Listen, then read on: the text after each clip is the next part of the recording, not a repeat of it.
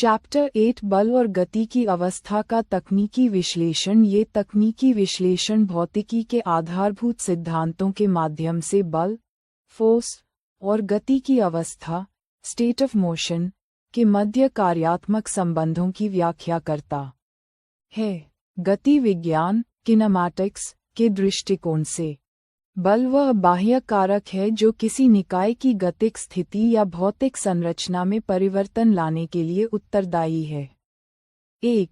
प्रस्तावना। बल की गुणात्मक और मात्रात्मक व्याख्या। गति विज्ञान के रणनीतिक ढांचे में बल केवल एक भौतिक शब्द नहीं है, बल्कि यह वस्तुओं की स्थिति में परिवर्तन लाने वाली एक सक्रिय इकाई है। गुणात्मक रूप से हम बल का अनुभव धकेलने, पुशिंग या खिंचाव, पुलिंग जैसी क्रियाओं के रूप में करते हैं। दैनिक जीवन की गतिविधियां जैसे कि उठाना, मारना, ठोकर मारना या प्रहार करना वास्तव में वस्तु पर बल आरोपित करने के विभिन्न स्वरूप हैं। तकनीकी रूप से ये सभी क्रियाएं निकाय की गति की अवस्था में परिवर्तन लाने का एक औपचारिक प्रयास हैं। ये खंड ये स्पष्ट करता है कि बल का अनुप्रयोग वस्तुओं के बीच अन्योन्य क्रिया इंटरैक्शन पर आधारित है, जो गतिशीलता के अगले स्तर की नींव रखता है। 2. अन्योन्य क्रिया का सिद्धांत। बल की उत्पत्ति भौतिकी के नियमों के अनुसार बल एक स्वतंत्र घटना नहीं है, बल्कि ये दो या दो से अधिक वस्तुओं के बीच होने वाली अन्योन्य क्रिया का परिणाम है। किसी वस्तु पर बल तभी प्रभावी होता है जब उसके और एक बाह्य स्रोत के बीच सक्रिय संपर्क या प्रभाव क्षेत्र हो। अन्योन्य क्रिया की अनिवार्यता के साक्ष्य। कार का उदाहरण। केवल एक खड़ी कार के पीछे खड़ा होना बल उत्पन्न नहीं करता। गति प्राप्त करने के लिए व्यक्ति द्वारा कार को धक्का देना अनिवार्य है। यहाँ उपस्थिति के बजाय क्रिया ही अन्योन्य क्रिया है। द्विपक्षीय बल। रस्साकशी टग ऑफ वॉर या रस्सी खींचती लड़कियों के उदाहरण में दोनों पक्ष एक दूसरे पर बल आरोपित करते हैं, जिससे बल का संचार होता है। नियंत्रण और प्रतिरोध। जब एक मनुष्य और गाय एक दूसरे को खींचते हैं, तो उनके बीच की अंतःक्रिया ही बल के परिमाण को निर्धारित करती है। अतः कम से कम दो वस्तुओं के बीच अंतःक्रिया के बिना बल का अस्तित्व असंभव है। 3. परिणामी बल और दिशात्मक विश्लेषण। बल एक सदिश वेक्टर राशि है। किसी बल की प्रबलता स्ट्रेंथ को उसके परिमाण मैग्नीट्यूड द्वारा मापा जाता है। बल के सटीक विश्लेषण के लिए परिमाण के साथ साथ उसकी दिशा डायरेक्शन का उल्लेख करना तकनीकी रूप से अनिवार्य है। जब किसी वस्तु पर एक से अधिक बल कार्य करते हैं, तो उसकी गति का निर्धारण नेट बल या परिणामी बल रिजल्टेंट फोर्स द्वारा किया जाता है। परिणामी बल की गणना के नियम। 1. समान दिशा। यदि दो बल एक ही दिशा में कार्य करते हैं, तो परिणामी बल दोनों का योग होता है। 2. विपरीत दिशा। यदि दो बल विपरीत दिशाओं में कार्य करते हैं, तो परिणामी बल उनके अंतर के बराबर होता है। 3. शून्य अवस्था। यदि विपरीत दिशा में लगने वाले दोनों बल बराबर हैं, तो परिणामी बल शून्य होगा, जैसा कि रस्साकशी में तब होता है जब कोई टीम नहीं खींचती। रणनीतिक प्रभाव। यदि बल की दिशा या परिमाण में परिवर्तन होता है, तो वस्तु पर पड़ने वाला कुल प्रभाव भी परिवर्तित हो जाता है। 4. खेल और श्रम में गति की अवस्था पर प्रभाव। गति की अवस्था स्टेट ऑफ मोशन को वस्तु की चाल और उसकी गति की दिशा द्वारा परिभाषित किया जाता है। शून्य चाल वाली स्थिति विराम अवस्था कहलाती है। यहाँ व्हाट स्तर का मूल्यांकन यह है कि बल केवल गति का कारक नहीं है, बल्कि यह सदिश रूपांतरण वेक्टर ट्रांसफॉर्मेशन का एक उत्प्रेरक है। तकनीकी विश्लेषण तालिका। क्रिया एक्शन प्रारंभिक अवस्था इनिशियल स्टेट चाल में परिवर्तन, चेंज इन स्पीड, दिशा में परिवर्तन, change in direction, penalty kick, football, विराम शून्य से वृद्धि गोल की ओर क्षेत्ररक्षक द्वारा, गेंद रोकना गति, गति से विराम शून्य, गति का रुकना गोलरक्षक गोलकीपर द्वारा बचाव, गति बल के अनुसार कमी, विक्षेपण डिफ्लेक्शन, हॉकी स्टिक से प्रहार, गति प्रहार की तीव्रता अनुसार, स्टिक के कोण अनुसार, टायर को धक्का देना, गति निरंतर बल से वृद्धि, अनुदैर्ध्य धैर्य स्ट्रेट लाइन, निष्कर्ष। गति की अवस्था में परिवर्तन का अर्थ है चाल या दिशा या दोनों में बदलाव। बल वह माध्यम है जो इन दोनों मापदंडों को नियंत्रित करता है। 5. भौतिक विरूपण। आकृति में परिवर्तन उन स्थितियों में जहां बल गति उत्पन्न करने में असमर्थ होता है, वह निकाय की आकृति शेप बदल देता है। इसे भौतिक विरूपण फिजिकल डिफॉर्मेशन कहा जाता है। साक्ष्य आधारित विश्लेषण। 1. गूंथा हुआ आटा डो, हाथों से बल लगाने पर इसकी आकृति स्थायी रूप से बदल जाती है। 2. साइकिल की सीट का स्प्रिंग भार बल के कारण स्प्रिंग संकुचित होता है। 3. संरचनात्मक परीक्षण।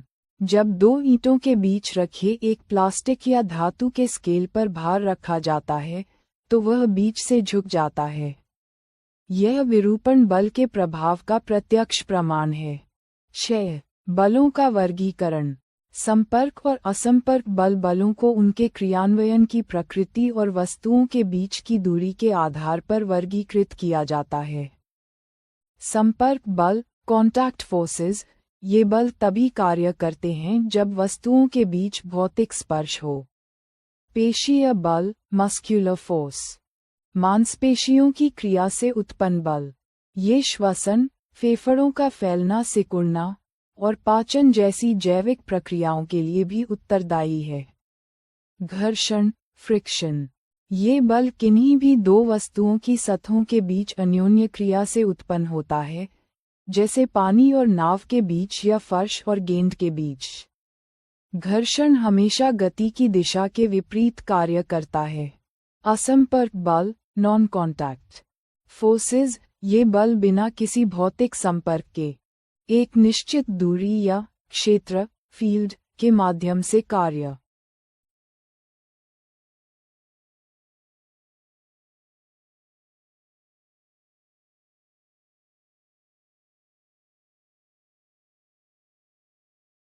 करते हैं। चुंबकीय बल मैग्नेटिक फोर्स, चुंबकों के बीच आकर्षण या प्रतिकर्षण जो बिना छुए प्रभावी होता है। स्थिरवैद्युत बल इलेक्ट्रोस्टैटिक फोर्स, जैसे कागज की शीट से रगड़ा गया एक स्ट्रॉ किसी अन्य स्ट्रॉ को आकर्षित या प्रतिकर्षित कर सकता है। यह आवेशित वस्तुओं के बीच का बल है। गुरुत्वाकर्षण बल ग्रेविटी, पृथ्वी द्वारा प्रत्येक वस्तु को अपनी ओर खींचने वाला बल जो अनंत दूरी तक प्रभावी हो सकता है। 7. तकनीकी सारांश और दाब की ओर संक्रमण। यह विश्लेषण प्रमाणित करता है कि बल एक बहुआयामी कारक है जो वस्तु को विराम से गति में ला सकता है, उसकी चाल बदल सकता है, दिशा को मोड़ सकता है या उसकी आकृति को विरूपित कर सकता है। संक्षेप में, बल गति विज्ञान के भीतर सदिश परिवर्तन का मूल कारण है। हालांकि बल की प्रभावशीलता केवल उसके परिमाण पर नहीं, बल्कि उस क्षेत्रफल पर भी निर्भर करती है जिस पर वह कार्य कर रहा है। उदाहरण के लिए, एक कील का नुकीला सिरा लकड़ी में सरलता से धंस जाता है क्योंकि वहां क्षेत्रफल न्यूनतम है। क्षेत्रफल और बल के इस अनुपात को दाब प्रेशर के रूप में परिभाषित किया जाता है। यह विश्लेषण बल की मौलिक समझ से उसके व्यावहारिक अनुप्रयोगों तक की यात्रा को पूर्ण करता है। ब्रीफिंग दस्तावेज। बल तथा दाब फोर्स एंड प्रेशर, कार्यकारी सारांश एग्जीक्यूटिव समरी। ये दस्तावेज बल तथा दाब के मूलभूत सिद्धांतों का एक व्यापक विश्लेषण प्रस्तुत करता है। इस विश्लेषण का मुख्य निष्कर्ष ये है कि बल केवल एक धक्का या खिंचाव नहीं है, बल्कि ये दो वस्तुओं के बीच होने वाली अन्योन्य क्रिया, इंटरैक्शन, का परिणाम है। बल किसी वस्तु की गति की अवस्था, चाल और दिशा को बदलने और उसकी आकृति में परिवर्तन लाने में सक्षम है।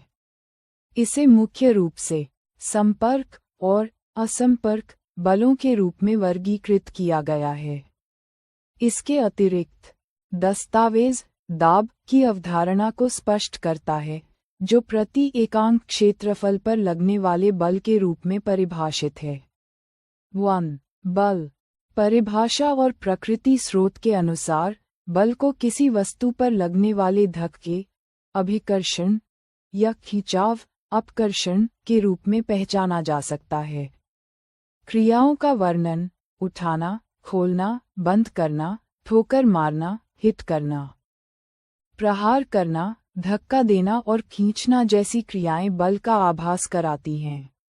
अन्योन्य क्रिया की आवश्यकता बल लगने के लिए कम से कम दो वस्तुओं के बीच अन्योन्य क्रिया होना अनिवार्य है।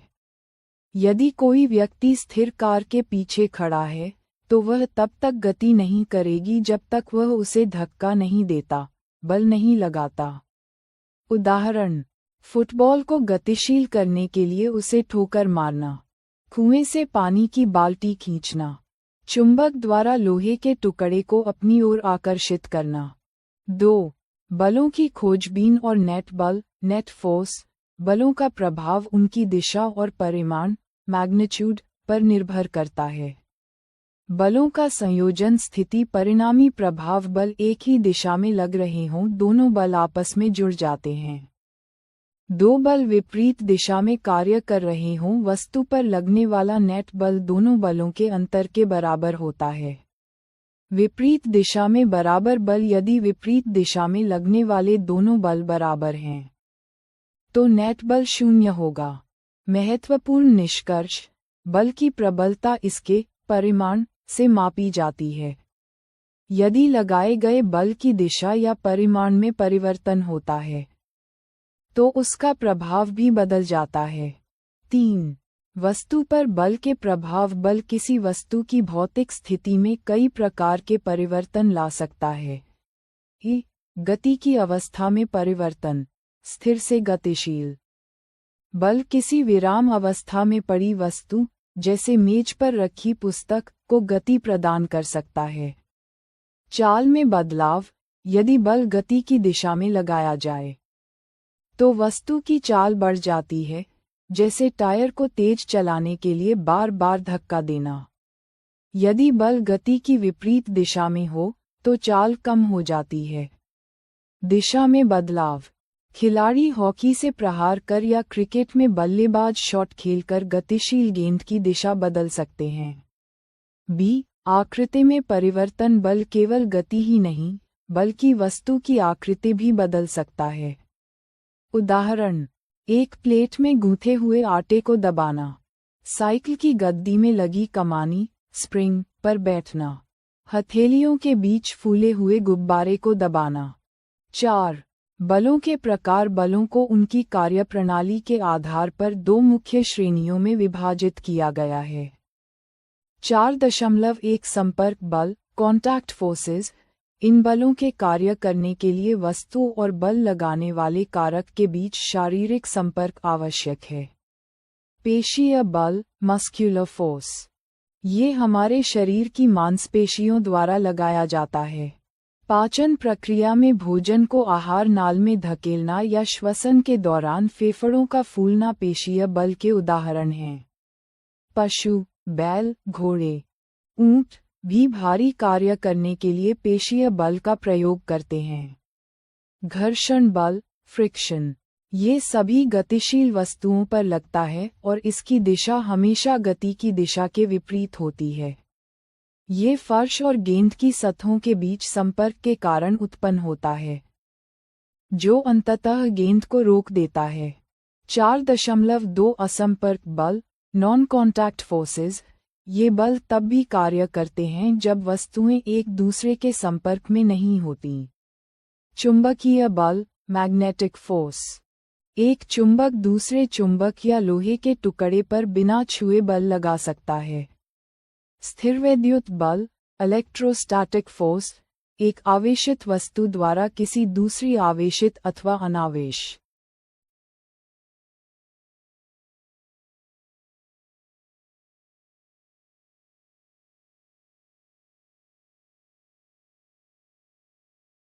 छोटी त वस्तु पर लगाया गया बल। उदाहरण के लिए, रगड़ा गया स्ट्रॉ कागज के टुकड़ों को आकर्षित कर सकता है। गुरुत्वाकर्षण बल, ग्रेविटेशनल फोर्स, यह वस्तुओं को पृथ्वी की ओर खींचता है। पेड़ से अलग होने के बाद पत्तियां या फल हमेशा धरती की ओर गिरते हैं क्योंकि पृथ्वी उन पर गुरुत्वाकर्षण बल लगाती है। 5. दाब, प्रेशर। दस्तावेज दाब को बल और क्षेत्रफल के संबंध के रूप में परिभाषित करता है। परिभाषा: किसी पृष्ठ के प्रति एकांक क्षेत्रफल पर लगने वाले बल को दाब कहते हैं। क्षेत्रफल की भूमिका: जिस क्षेत्रफल पर बल लगाया जाता है वह महत्वपूर्ण भूमिका निभाता है। उदाहरण के लिए, कील के नुकीले सिरे का क्षेत्रफल कम होने के कारण वह लकड़ी के तख्ते में आसानी से धंस जाती है। निष्कर्ष: यदि बल समान हो तो क्षेत्र